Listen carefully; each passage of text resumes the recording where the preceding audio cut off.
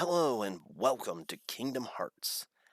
Today I'm going to bring a little bit of a different video from the rest of my LP as I go over the list of materials for synthesis.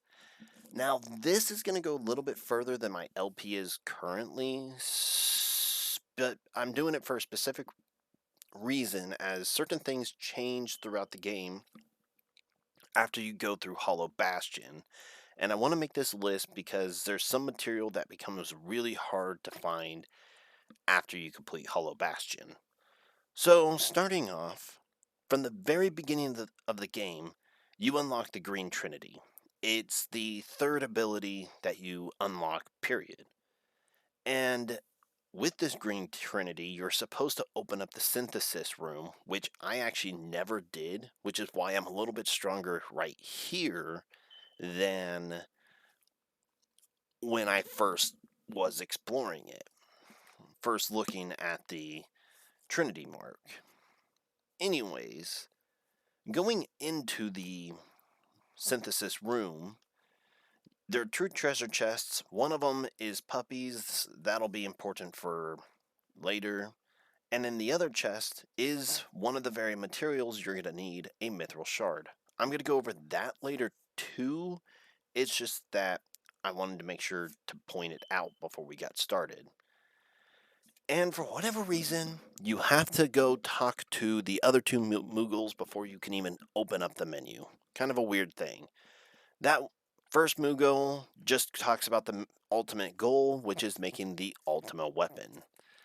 And this Moogle is talking about something, I don't know, he doesn't talk about anything important. So I'm going to talk about the different kinds of ways you can obtain an item. As you saw there, by defeating enemies, they'll sometimes drop a material. And the Mithril Shard that you get from the chest is another way you can get other items. You can also be given items, but it's super rare, and I only found like one footage of me getting an item, and I was too lazy to put it in because if it's that rare, then it's not worth really showing. Getting into the menu, as you can see, there's tons, well, not tons, but there's a lot of different items you're going to need. And as I said before, I came in here really late, so that's why I have so much material already built up. But regardless, I want to go over the different types of materials that you can find. And the main ones that materials are usually broken up into are usually going to be shards, crystals, and gems. Now, a couple of materials have a special case where they don't have well, some have shards, some have some have crystals and some have gems, but only the Lucid actually had all three. And in the case of mithrils, you have the mithril shards and just a mithril. The same thing also goes for orichalcums and mystery goo, but they don't have any other variant of their items. It's just orichalcum and mystery goo. Now, I'm just going to go down the list of all the items and how much you're going to need for each, pretty much for the end of the game. I'm not going to go over which items get what material, and I'm not going to go over locations so strongly. I'm just going to kind of go in order. So starting off, you have Lucid Shards that you'll need 10 of. Next, you have Spirit Shards, which you're going to need a grand total of 23 of. These will be easy. Next, there's the Mithril Shard. You're going to need 8 total, but don't really worry about that because you find them in various chests. There is a way to grind them out, but I'll talk about that when I get to it. Next, you're going to have the Blaze Shard. Now, this item here is the whole reason why I'm putting up this video in the order I am, because after Hollow Bastion, well, prior to Hollow Bastion, I should say, all of the elemental raspies can be found in the waterway inside of Traverse Town. They're also a lot more common throughout the different worlds, but most importantly, they can be found in this waterway all together. After you complete Hollow Bastion, the Blaze Raspy specifically will move to a much more harder location to get to inside the world of Monstro. And it is super inconsistent getting into Monstro because occasionally he won't be there. But this is still the only place to get the Blaze Shard after you complete Hollow Bastion. So you want to make sure to get the required 8 before you move on. And in case you were thinking about using the Colosseum because there are a lot of Raspies there, don't, because the Colosseum doesn't drop items. No matter how many times you try, even if it would be a required item for something to drop, like the Ariel mystery, the Ariel mushroom, it won't drop the mystery goo if you get the total 100 bounces off of it. I'll go over that in a minute though. So before you get to Hollow Bastion, just go around, get the Blaze Shards. You only need 8 of them. You're not going to get overpowered by grinding for it either. But, like I said, a lot of these can be found in the same location, so the blue Raspity drops the Frost Shard, which you'll need 6. The yellows will drop Thunder Shards, which you need 2. And the green Raspies will drop the Bright Shard, which you'll need 13 of. So be sure to pick them up. The easiest place is right here in Traverse Town. No need to wait. And that's kind of it for these beginning areas. So moving on to the next part of the list. Inside the deep jungle, the monkeys drop power shards, and you're going to need a grand total of 24 of them. This isn't so bad. They kind of stick in the same place. They just become less common. And it also becomes, the deep jungle also becomes one of the first places where you can find white mushrooms. I will be going over these guys in just a minute. I'm not worried about them right now. Moving on, that's it for the first location. In the second set of worlds, the pirates drop the Blaze Gem, and that's about the only important item you get there. In Atlantic, the screwdrivers, the little green guys with the tritons, drop the Thunder Gems, and the octopus, like Heartless, drop the Frost Gems. You're going to need 14 of the Blazes, 19 of the Thunders, and 14 of the Frosts. The mummy creatures drop the Power Gem, or the Bright Gem, I'm sorry. Oh, I actually missed one too. The mummies drop the Lucid Gems, while the ghosts drop the Bright Gems.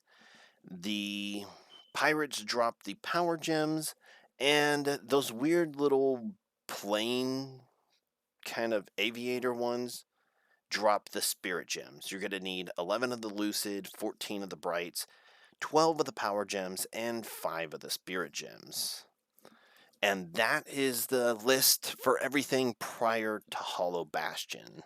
Starting up next is going to be footage of videos I haven't really uploaded yet, or at least haven't been seen yet, I guess would be the better way to put it. And these are going to be just the 3 materials that you can get from Hollow Bastion and the final world, End of the World. Starting off, the Dark Balls drop the Lucid Crystals, and you only need 2 of those. The Wizards, which is the floating thing, and these Guardians with the shields, drop the Bright Crystals, and you'll need 3 of them. And the Wyverns drop the Power Crystals, and you'll only need 2 of them. Now, you may not need a bunch of them, but these are actually the hardest items to get. The Angels and the final upgrade to the base Heartless drop a Gale, and you need 9 of them, but they're extremely rare. And the upgraded Heartless, also, or the final upgrade to the Shadow Heartless, also drops Orichalcum. It's where you're able to recycle it over and over and over again. Now, as I said before, these little white shrooms here, if you do a very specific list of commands, they drop 2 items. The first item is if you get all in the same elemental, they drop a art of that element, which you can trade for an Ultima shield, I think it is, for Goofy. It's not worth it. It's really not worth it. But if you complete all of them, they do have a chance of dropping Mystery Goo, which is the final item you'll need. Unfortunately, well, I was successful here, but unfortunately, the Mystery Goo is not a guaranteed. And you can go through the patience and not even get what you need for the material arts. But even worse so, when you do complete it, you may not even get the Mystery Goo in the end. And because of this, I find these to be super inconsistent ways of getting the Mystery Goo. I mean, you got a rare enemy with a list of elements you got to follow, and there's no guarantee that you'll even get the Mystery Goo. It's just, there are better ways to go in about it. Now, there's another one you can get to, and this one has a guaranteed Mystery Goo drop. It's the one I was talking about earlier, the Ariel Shroom, which all you have to do is put up an Ariel, a Roga, and just bump it. It'll fly up in the air, and all you have to do is bounce it on top of you for 100 times in a row, and it'll be a guaranteed Mystery Goo drop. It's very consistent if you're good at it. It's extremely hard to pull off, and I wouldn't recommend doing it that way either. In fact, as you can see right here, how long it took just to get through that list, and you didn't even get the Mystery Goo. And you're not going to see me even attempt this because I didn't know at the time, but yeah. If you do anything wrong at any time, they just go away. The way I eventually ended up grinding the Mystery Goo, even though it's probably the most grindy of all 3 of them, I found it to be consistent and I was able to work around it. And that's just the black shrooms. You just beat them up, and they might drop a Mystery Goo. And that's it for material. I mean, there's Orichalcum. You need 5 of them. And the Mystery Goos, you need a grand total of, I think it's 6. You need 6 of the Mystery Goos. That's it for the materials, and oh, I didn't even write down how many mithrils you need, but you do need 6 mithrils total as well, and they can be found the same way like Mystery Shards, and they can be found through various enemies. I actually don't know which. The shards can be grinded through the Mystery Shards can be grinded through the barrels, while the mithrils, I actually don't know where you can grind those out. Here's where you can find all the Mithril Shards you'll need. And as for the Mithrils, sorry, you're on your own.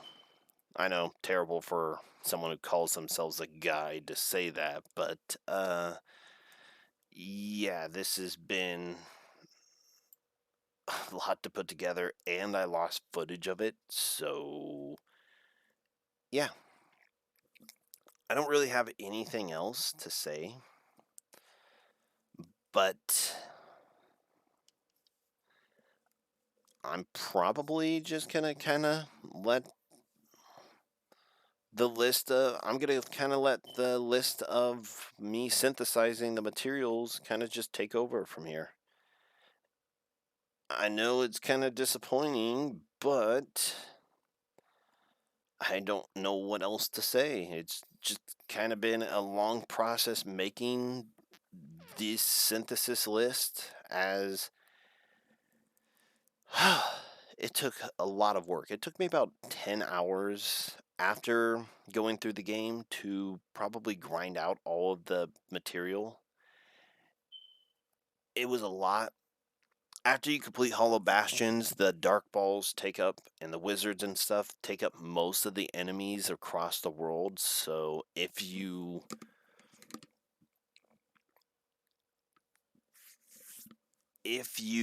kind of wait too long to get the materials you do need, what'll end up happening is you just will have a harder time trying to find everything. And the reason why I didn't do the thing with the mithrils and the orichalcums is because, as I did with the mystery shards, is because the orichalcums is recyclable, and I just couldn't find where I had the mithrils, and I lost a lot of footage, and yeah, it was kind of a nightmare. Anyways, I'm just gonna kind of, I'm just gonna kind of let my synthesis list kind of make out, and you'll hear my original words on the Ultima Weapon when I unlock it.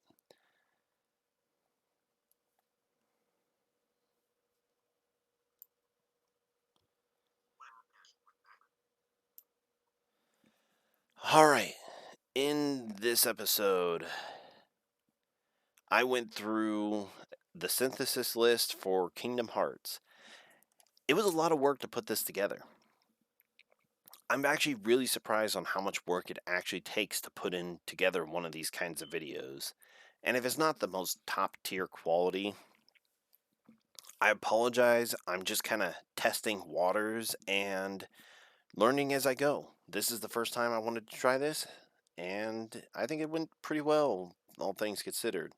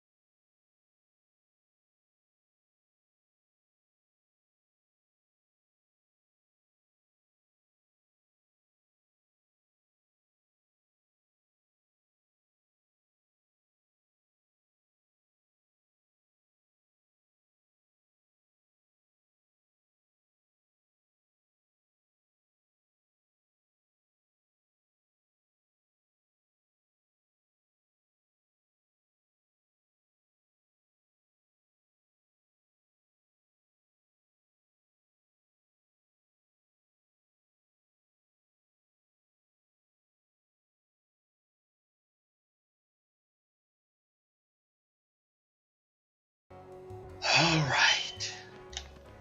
After crafting 24 craftable items inside the synthesis shop, unlock the ability to craft Ultima Weapon. In order to do so, you need 5 Lucid Gems, which you can get very easily in Halloween Town, either through the mummy or the gargoyle enemies. 5 Power Gems, which are very easy to find at the Netherlands ship. The place I went to was primarily the captain's quarters and the outer ship part. Thunder Gems. You're gonna get a lot of these and getting a lot of the other items like Frost Gems. But Ariel world is where you'll get most of them. I was going in between the outside place, the throne, and I was going to the place, I believe it was called the Sea Grotto or something like that. No. It was probably the garden. Something close to that. The area where Ariel's is. And that's where you're going to find a lot of Thunder Gems. Mystery Goose, I say best of luck to you. What I did was went to Agrabah and just grinded out the black mushrooms, because those were the ones I had the easiest time with. And as for the Gale, you're just going to have to go back and forth in the end of the world and fight the little fairies and the giant shadow warriors. I guess they're called invincibles. Or invisibles. But regardless, Ultima Weapon is crafted. I put in all that a Moogle's got, so I can't do it again. Kupo? Not enough ingredients. Yeah, I can honestly say I don't care.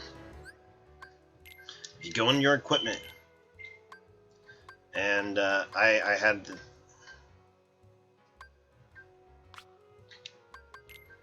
the Divine Rose equipped. I guess I should have had the Oblivion equipped. But regardless, here's the Oathkeeper. The weapon, the final weapon you were given before fighting in the end of the world.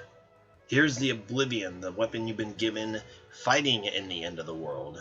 And here is the Ultima Weapon. The ultimate key raises max MP by 2 and says maximum power and attributes. Anyways, in the next episode, we'll head off to Hollow Bastion. See you guys then.